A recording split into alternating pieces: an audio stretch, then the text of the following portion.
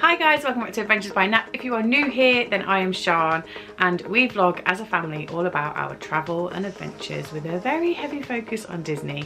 And I am here to talk to you today about the most requested topic that I get across our social media channels, and that is how to get the best price for your flights. So just a few things from the start is we are based in the UK, so a lot of these tips are going to be UK based, but I'm pretty sure the principles could be applied to wherever you are flying from. The advice is geared around flying internationally, just because domestic flights just aren't so big a thing here in the UK because we're so small.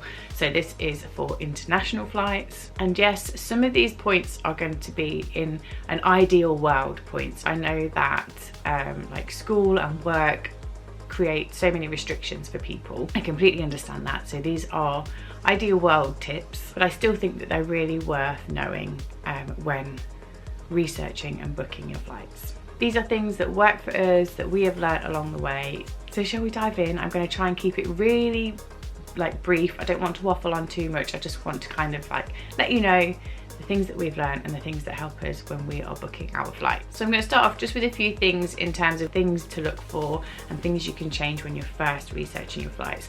And then I'll cover some things in terms of when you're actually booking to take even further money off of the price.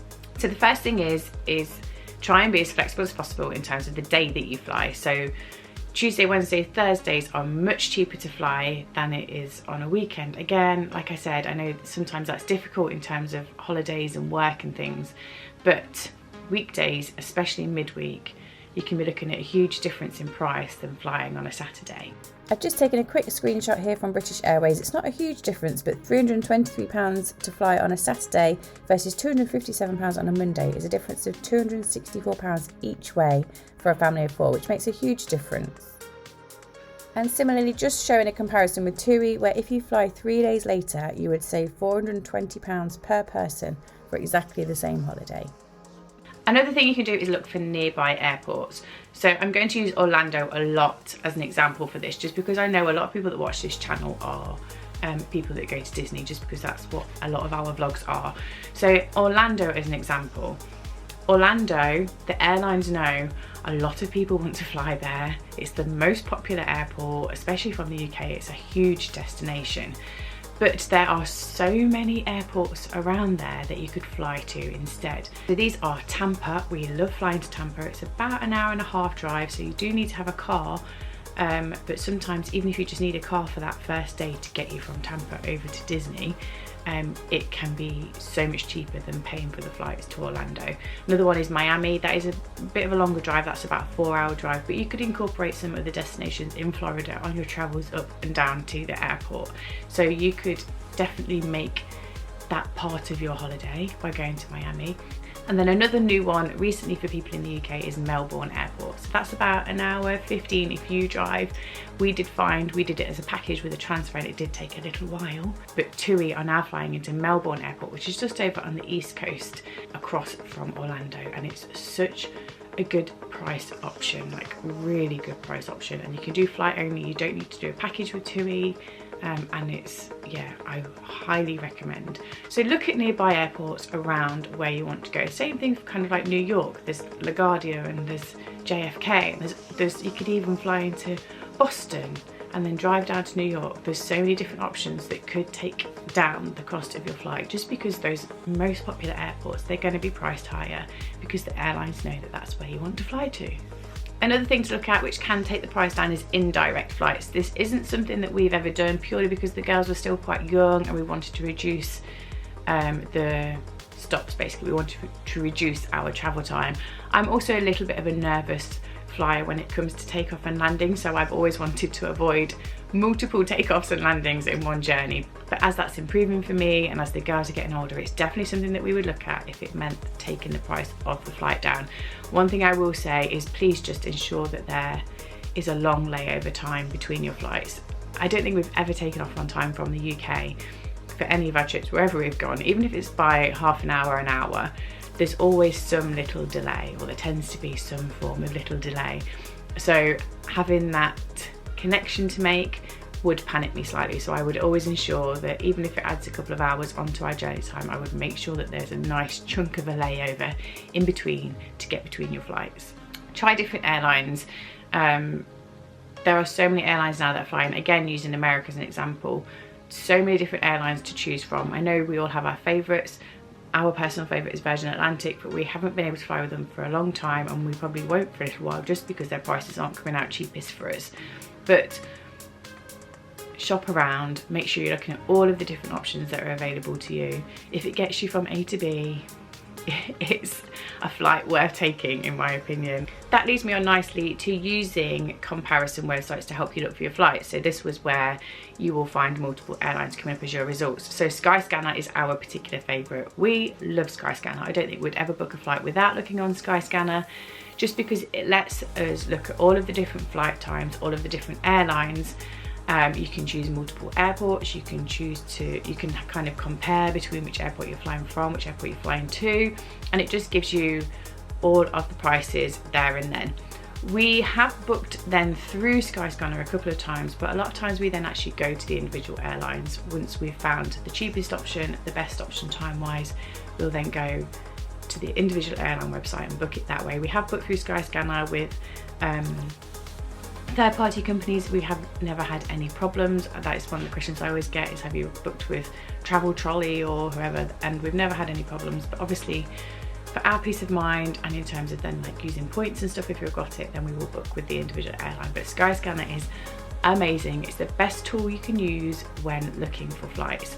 You can change your days, look at the difference in prices between your days, and it's just perfect for giving you the whole picture and all of your options in one place. If you wanted to track flights in terms of prices, then Hopper is another really good tool to use. So this, you can set up an alert for a particular route, and it will alert you if those prices go up, it will alert you if the prices go down, and it also has used previous data to then predict how the prices will go over the next few months.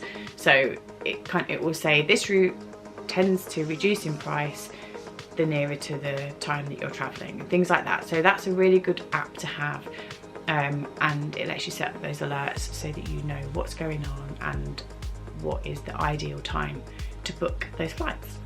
One of the things that I always get asked is whether we do things as a package or individually, and we always do things individually. However, there has been times where when we've looked on British Airways, buying a flight and car hire package, so if you're going to hire a car, definitely look at the flight car hire packages, because there has been a time where it was exactly the same price for us to have return flights as it was to have return flights plus car hire for our entire trip. It was the same price. So definitely make sure you look at those packages. Just it tends to, as you go through the booking process, it will give you options to look at kind of like hotels and car hire. I do like booking hotels separately, but definitely car hire is a really good one to incorporate as part of a package price, because for some reason it does tend to work out a lot cheaper. It has when we've looked at British Airways anyway. It might not always be the case, but it's definitely something to look at, which could help reduce a cost elsewhere, even if it makes it a little bit more expensive, but still not as expensive as buying flights plus car hire. It just kind of like chips away some of the cost. Every little help. One of the things that there's not really any science over is when is best to book your flight compared to when you travel. I will always say, and again this is purely from experience, is don't book as soon as those flights are released. Some airlines will release their flights at 11 months, some will release them at 10 months. If you book with that airline that's released them at 11 months, they don't have any competition because the other airlines haven't released their flights yet. So the chances are is you will pay a premium for those flights until they have any competition that have also released theirs, if that makes sense. The sweet spot that we have found as the best time to book is between 6 and 8 months before you travel. Again, this is talking purely from experience, and also tends to be when we're looking at traveling or when we're looking at booking trips.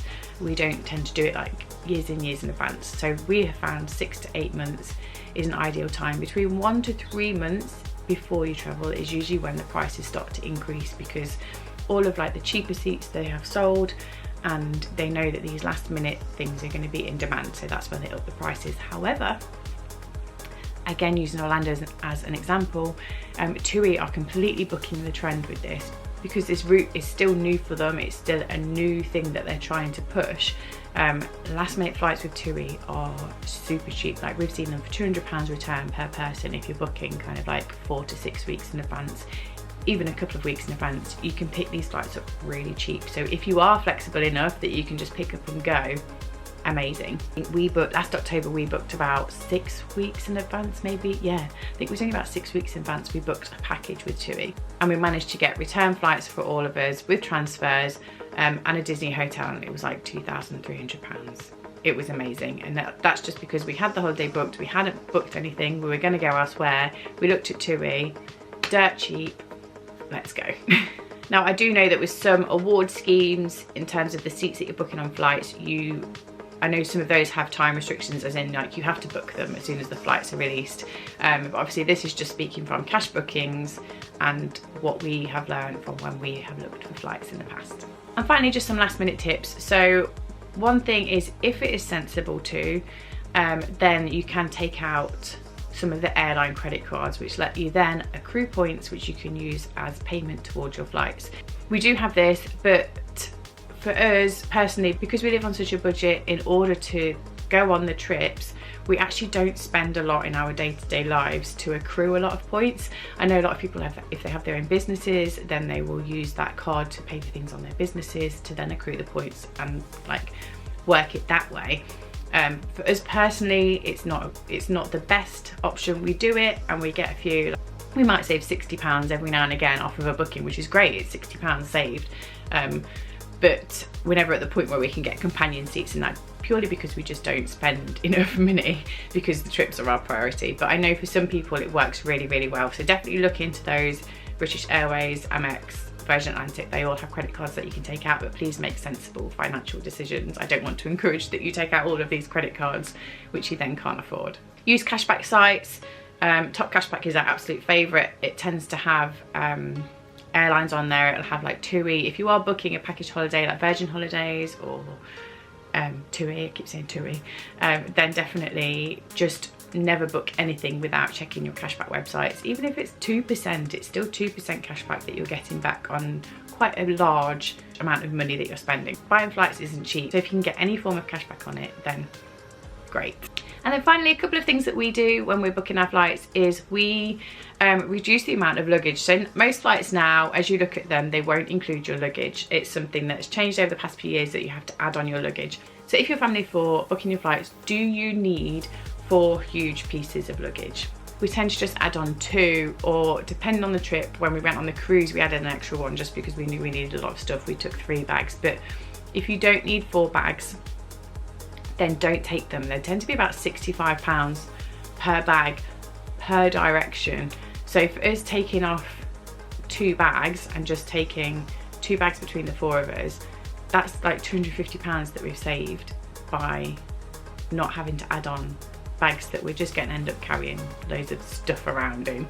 And also something we don't do, this might be controversial, I don't know, is we don't pay to reserve our seats. If you have to pay to reserve your seats, then we don't pay.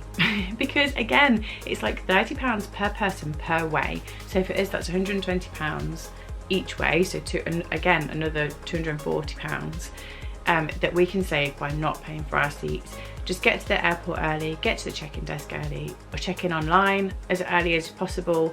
And especially with the larger international airlines, we have never been separated. Sometimes we've been a 3 and a 1 across the aisle. We have been a 2 and a 2, kind of like 4 rows apart, but it's 8 hours of just sitting apart to then have extra money to spend when we're on holiday. So that's just our preference. If you've got the budget, then definitely do it, but to us it's just something where the airlines will always try and seat you together. We've always been really lucky. We've never had any occasion where the kids have been split up from us, but if we did, we'd just talk to them and try and sort it out. So there you go, there's my top tips on how to research and get the best price possible for your flights. Please do reach out to us if you need any more help, and if you need any more guidance with it. It's something that we are really passionate about. Callum manages to always find us the best prices for our flights, like he's so good at it. And we, again, like we set ourselves an upper limit. So if we can't find flights that are within our budget, then we don't go, basically, because it's such a large expense. If you follow our travel vlogs, you will always see us traveling economy just because it is the cheapest way. One day we will travel business. I am determined that one day we will get one flight just so that we can experience it. But for now, we've got 4 tickets to pay for. It's economy all the way because we just save those pennies wherever we can. I really hope this video has been helpful for you. So it's definitely something that I get the most messages about is how do we do it? So yeah, leave any comments below. As I said, not everything will work for everybody. It's just purely my opinion. So I just really hope that it helps in some way when you are looking for your international flights. Don't forget to subscribe for all of the travel vlogs. Any more tips vlogs like this that you think you might need, then just comment below and I'll see what I can do. And yeah, we'll see you next time. Bye.